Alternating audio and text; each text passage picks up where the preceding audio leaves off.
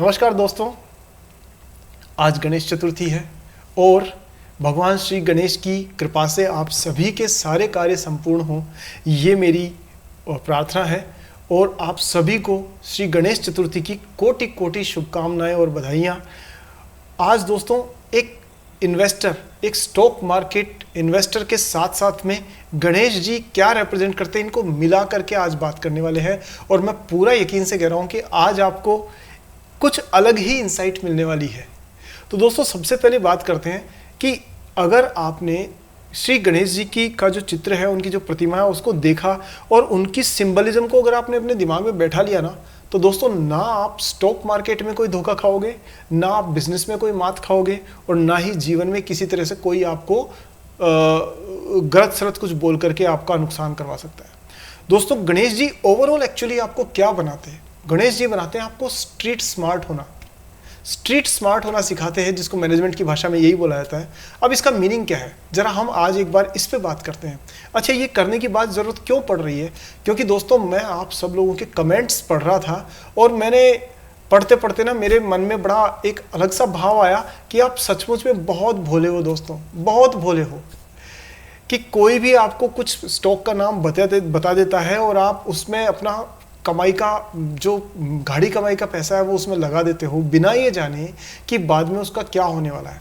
दोस्तों क्योंकि आपने मुझे अपना दोस्त माना है, चैनल सब्सक्राइब करके बेल आइकन ऑन किया है ना? नहीं किया है तो कर देना। तो आपने यदि मुझ पे विश्वास किया है दोस्तों, तो मेरे अंदर ये भाव आता है कि मैं आपको सही चीज़ ही बताऊं। और इसीलिए हो सकता है कि वीडियो कभी लंबी हो जाती हो, कभी बोरिंग हो जाती हो, लेकिन आपको ये जरूर बताऊंगा कि कहाँ आपको नुकसान हो सकता है और कहाँ आपको फायदा हो सकता है। लेकिन आज हम किसी स्टॉक के बारे में बात नहीं कर रहे हैं। आज हम बात करने वाले हैं इन जनरल आपको कौन सी चीज़ों को ध्यान में रखना चाहिए। और सबसे पहले शुरुआत करते हैं गणेश जी की जो एनर्जी फॉर्म है, जो वो कहना चाहते हैं, जो वो जताना चाहते हैं, उससे। तो दोस्तों पहली चीज़, गणेश जी का बड़ा सर एक सिंबल है। वो ये आपको बताता है कि बहुत सोचो, कुछ भी करने से पहले पूरी प्रॉपर प्लानिंग करो। ऐसा नहीं कि किसी ने आके कहा कि टाटा स्टील इतने में खरीद लो और इतने में बेच दो। आप ये भी तो देखो कि सिर्फ 2 घंटे के अंदर या 10 रुपए के मार्जिन के ऊपर, 20 रुपए के मार्जिन के ऊपर आप खरीद भी रहे हो और बेच भी रहे हो। तो दोस्तों आपके सिक्योरिटी ट्रांजैक्शन टैक्स भी जा रहा है उसके अंदर, उसमें आपकी स्टैंप ड्यूटी भी जा रही है, उसमें आपकी ब्रोकरेज भी जा रही है। तो लास्ट में आपकी जेब में बचेगा क्या? उसका काम है बोलने का। क्योंकि दोस्तों उसको तो फटाफट से ब्रोकरेज निकालनी है अपनी। लेकिन गणेश जी अगर आपको ये कह रहे हैं कि भाई बड़ा सर रखो, जिससे आप बहुत अच्छे से सोच के अपना डिसीजन खुद ले सको, चारों तरफ जितना शोर मचा हुआ है ना, उस सारे शोर से दूर हट करके आप अपना डिसीजन ले सको। दूसरी चीज, गणेश जी की सूक्ष्म दृष्टि है, छोटी आंखें हैं। तो वो ये बताते हैं कि डिटेल्स पे नजर डालो, आई ऑन द डिटेल्स। ये देखो कि क्या रेवेन्यू बढ़ा है कंपनी का, तो प्रॉफिट साथ में बढ़ रहा है या नहीं बढ़ रहा है। अगर सिर्फ रेवेन्यू बढ़ रहा है लेकिन प्रॉफिट नहीं बढ़ रहा है, तो क्वेश्चन है कि भाई इसका मतलब कंपनी प्रॉफिट नहीं कमा रही है, तो खर्चे ज़्यादा हो रहे होंगे। तो दोस्तों ऐसी छोटी छोटी डिटेल्स निकालो आप कि लेबर पे कितना खर्च किया है, रॉ मटेरियल पे कितना खर्च किया है। ऐसे अगर आप व्यापारी हो तो उसमें भी आप ये देखो कि भाई ऐसा तो नहीं है कि आपके साथ में जो लोग काम करते हैं वो ऑफिस से घर जाते टाइम पर, आपकी फैक्ट्री से घर जाते टाइम पर सारे पंखे, एसी वगैरह सब बिजली के स्विच ऑन छोड़ करके चले जाते हैं। कहीं ऐसा तो नहीं कि फाइनेंशियल लीकेजेस हो रहे हो, कहीं ऐसा तो नहीं कि उन चीज़ों पे आपको टैक्स देना पड़ रहा हो जिस पे आप जीएसटी इनपुट क्रेडिट लेके बचा सकते हो। ऐसी सारी चीज़ें भी आपको देखनी पड़ेगी। तो गणेश जी बताते हैं छोटी आंखों से कि सूक्ष्म दृष्टि रखो, आई ऑन द डिटेल, छोटी छोटी बारीकियों पे नजर। तीसरी चीज़, अच्छा ये सारी चीज़ इन्वेस्टर के लिए उतनी ही एप्लीकेबल है जितनी बिजनेसमैन के लिए है और जितनी बाकी सब लोगों के लिए भी। अब तीसरी चीज़ है दोस्तों, गणेश जी के कान, इतने बड़े कान। दोस्तों गणेश जी के बड़े कानों को अगर आप ध्यान से देखोगे तो कहीं ना कहीं आपके मन में ये भाव जरूर आएगा कि इतने बड़े कान और मुंह कितना छोटा सा। मतलब सुनो सबकी सुनो, CNBC की भी सुनो, इकोनॉमिक टाइम्स की भी सुनो, सबकी सुनो, मेरी भी सुनो, औरों की भी सुनो, लेकिन बोलो सिर्फ काम की चीज। सुन करके उसमें से काम की चीज ही आपको रखनी है, बाकी सारी चीजों को डिस्कार्ड कर देना है। तो आपने देखा होगा जितने सफल बिजनेसमैन होते हैं, जितने सफल लीडर्स होते हैं, वो अधिकतर लोगों की बातें सुनते रहते हैं, लेकिन कम बोलते हैं, लेकिन काम का बोलते हैं। तो यहाँ एक चीज ये है। अब सबसे इंपॉर्टेंट चीज दोस्तों, गणेश जी का पेट, उनको वक्रतुंड कहा जाता है, मतलब बहुत बड़ा पेट है। वो भी एक सिंबल की तरह से आप देख सकते हो कि गणेश जी कहना चाह रहे हैं कि अपनी ज़िंदगी के जितने सीक्रेट्स हैं, जितने राज हैं, वो सारे अंदर दबा के रखो, क्योंकि अगर आपने अपनी ज़िंदगी के राज सबको बताए तो हो सकता है कि आप ही का नुकसान हो जाए। रामायण और महाभारत में हमने देखा हुआ है कि किस तरह से राज शेयर करने से पूरी बाजी पलट सकती है। तो सारे अपने जो सीक्रेट्स हैं, पर्सनल सीक्रेट्स हैं, वो एकदम भोलेपन से किसी के सामने, सबके सामने बताने का कोई लॉजिक नहीं है, उन्हें दबा के रखो। ठीक है दोस्तों, अब बात करते हैं हम कि गणेश जी से अब हम मूव करते हैं स्टॉक मार्केट की तरफ। तो आज आप गणेश चतुर्थी मनाओगे तो ये मेरी बातों को जरूर आप ध्यान में रखोगे, तो कहीं ना कहीं मान के चलना आपका माइंड सेट स्मार्ट थिंकिंग का हो जाएगा, क्योंकि सच में बहुत भोले हो आप लोग। किस तरह से भोले हो कि मैंने कई मित्रों के कमेंट पढ़े जो कह रहे हैं कि सर हमने एक कंपनी है XYZ लिमिटेड कोई सी भी, उसमें इतना इतना पैसा डाल रखा है। मैंने जाकर के देखा तो वो कंपनी 500 करोड़ के टर्नओवर की या मार्केट कैप वाली है। दोस्तों इतनी छोटी कंपनी में 300 करोड़ के मार्केट कैप वाली में, 500 करोड़ की मार्केट कैप वाली में, इन कंपनीज में अगर आपने इन्वेस्ट किया है ना, तो मैं आपको ईमानदारी से कह रहा हूँ, there is too much of risk, there is really too much of risk. तो मेरा सजेशन ये है कि छोटी, बहुत छोटी कंपनी में आप इन्वेस्ट करें, उससे अच्छा है कि मीडियम और लार्ज साइज की जो कंपनीज हैं उनमें प्राइस जब डिक्लाइन हो जाए तब आप इन्वेस्ट करें, ज़्यादा फायदा होगा। दूसरा, इवन इफ आप छोटी कंपनीज में या मिड साइज की कंपनीज में इन्वेस्ट कर भी रहे हो तो दोस्तों रिस्क को कम करने का सबसे बढ़िया तरीका है वो है डाइवर्सिफिकेशन। मतलब एक पोर्टफोलियो बना करके इन्वेस्ट कीजिए कि मान लीजिए आपने सपोज करिए 10,000 रुपये लगाने हो फॉर एग्जाम्पल, तो 10,000 रुपये एक कंपनी में लगाने के बजाय 7, 8, 10 छोटी छोटी कंपनीज में लगाएंगे तो वहां पर आपकी रिस्क ना थोड़ी सी मैनेज हो जाएगी। कैसे हो जाएगी कि कई छोटी कंपनियां तो डीलिस्ट हो जाती है, तो आप बताइए डीलिस्ट हो गई तो क्या करोगे, और कई छोटी कंपनीज की लिक्विडिटी खत्म हो जाती है, मतलब स्टॉक मार्केट पे उनके बायर्स मिलते ही नहीं है, आप लेके बैठे हो सेल करने के लिए, कोई बायर ही नहीं है। तो दोस्तों ऐसे केसेस में ना पैसा फंसने के चांसेस ज़्यादा होते हैं। तो बढ़िया तरीका क्या होता है कि हमेशा डाइवर्सिफाई करके छोटी कंपनीज में इन्वेस्ट करो। लेकिन उनसे भी ज़्यादा अच्छी चीज़ क्या है, उससे भी ज़्यादा अच्छी चीज़ है कि कोई बड़ी कंपनी अगर बुरे दौर से गुजर रही हो तो उस टाइम पर उसमें इन्वेस्ट करना सबसे बड़ी गोल्डन अपॉर्चुनिटी हो जाती है।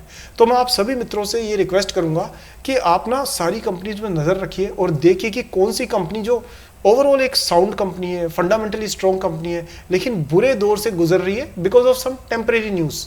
तो ऐसे केस में मार्केट में ना पैनिक रिएक्शन होती है और उस वजह से बहुत ज़्यादा सेलिंग आ जाती है।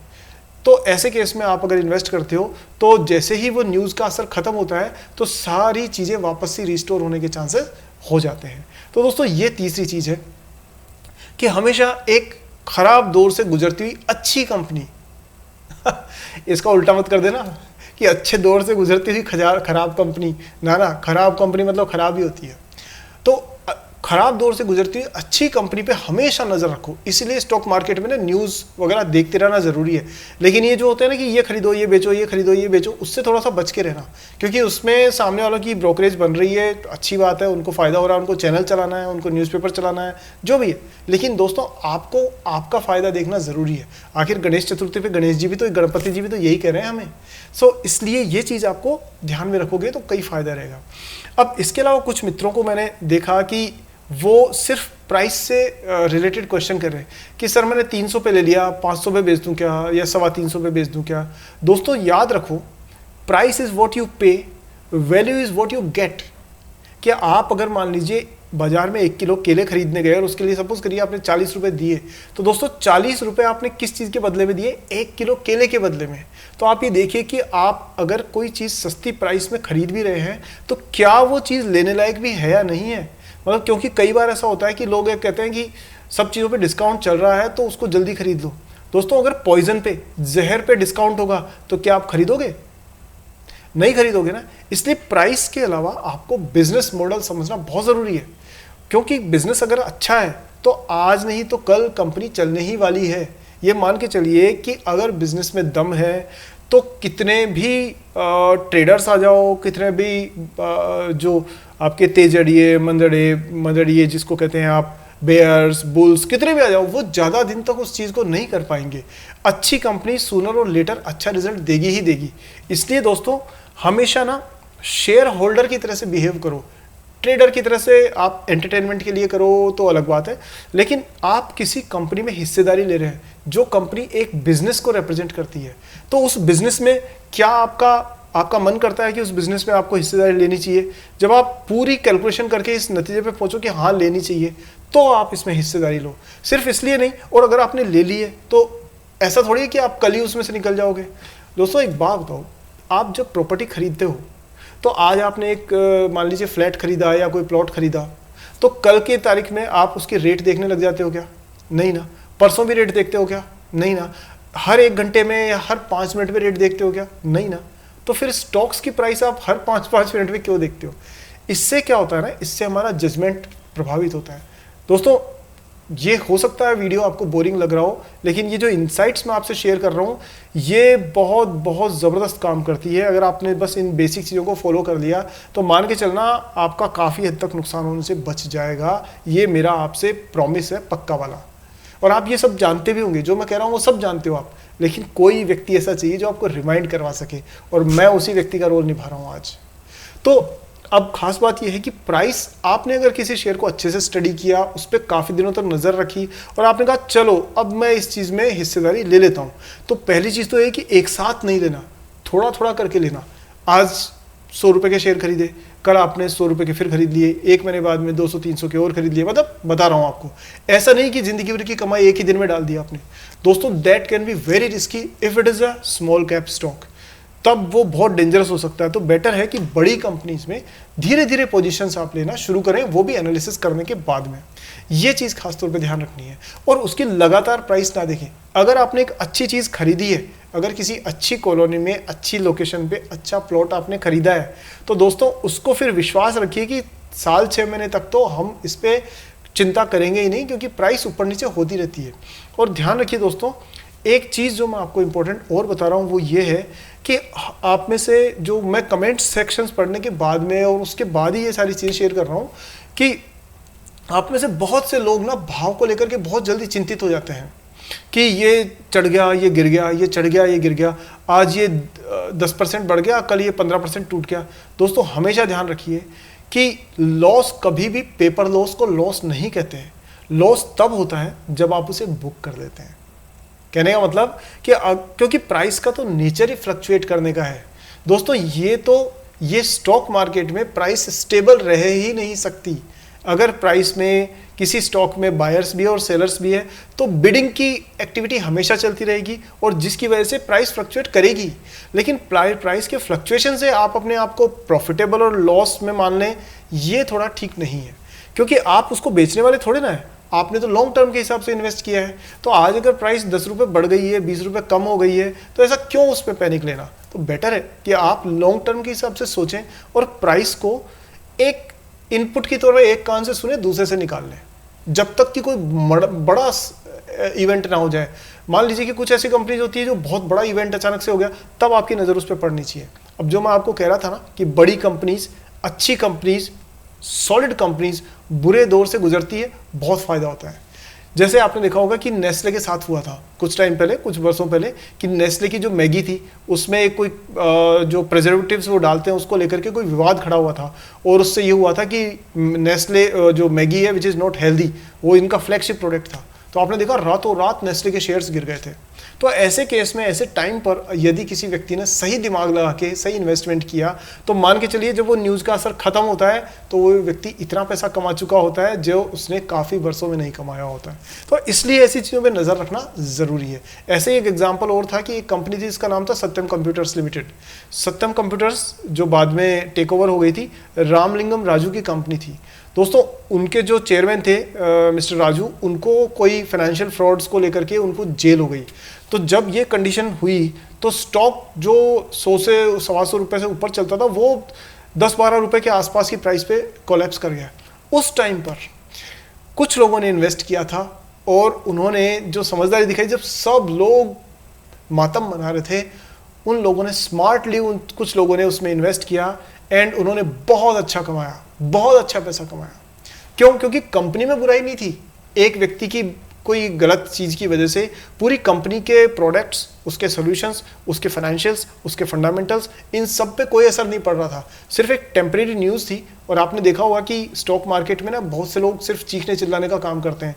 तो अगर छोटी सी न्यूज़ भी है तो उसको बड़ा चढ़ा के ऐसा पेश कर देते हैं कि एक आम इन्वेस्टर, आप जैसा भोला भाला इन्वेस्टर ना उन चक्करों में फंस जाता है। तो मेरा कहने का मतलब ये है कि अगर कोई कंपनी, बहुत बड़ी कंपनी, लार्ज कैप कंपनी किसी बुरे दौर से गुजर रही है, तो दोस्तों ऐसे मौक़ों को ना आपको नोटिस करना चाहिए। और उसको अगर फाइनेंशियल सही है, सारे डेटा वगैरह सब सही है, तो ऐसे टाइम पर आपके पास में मौका बनता है।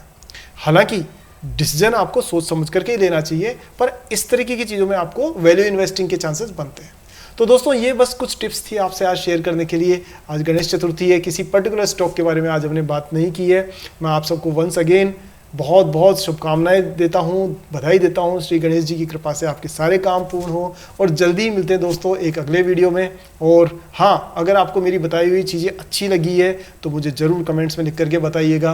कभी कभी डेटा से हट करके आपसे एक दोस्त की तरह से बात करने का मन करता है, सिर्फ इसीलिए ये वीडियो बनाया था। जैसा आपको लगा है वो ज़रूर मुझे बताइएगा। आगे मैं आपकी आज्ञा के अनुसार सुधार भी करता रहूँगा, और आपसे दोस्ती गहरी करने के लिए आगे भी प्रयास करता रहूँगा। ठीक है दोस्तों, मिलते हैं अगले वीडियो में। तब तक के लिए जय Shri Ganesh, all the best, जय हिंद। ये सबसे ज़रूरी है भाई, ये मेरे देश की भाषा है।